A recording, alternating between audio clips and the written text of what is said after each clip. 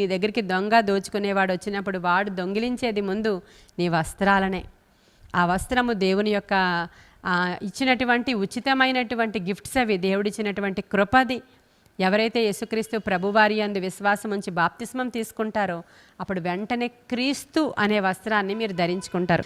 గలతీయులకు రాసిన పత్రిక 3వ అధ్యాయం 27వ వచనంలో ఆ క్రీస్తులో బాప్తిస్మము పొందిన వారందరూ క్రీస్తుని వస్త్రముగా ధరించుకుంటారు. క్రీస్తులో మీరు బాప్తిస్మం పొందుకున్న తర్వాత ఆ వస్త్రాన్ని ధరించుకున్నారా?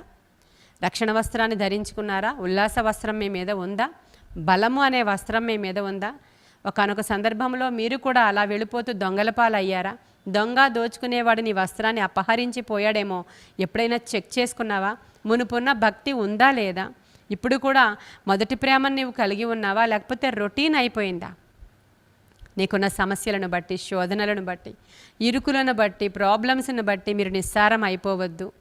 దేవుని యొక్క సన్నిధిలో మీరు కనిపెట్టి ప్రార్థన చేసి అనుదినము నూతన బలాన్ని మీరు పొందుకోవాలని నేను ఆశపడుతూ ఉన్నాను.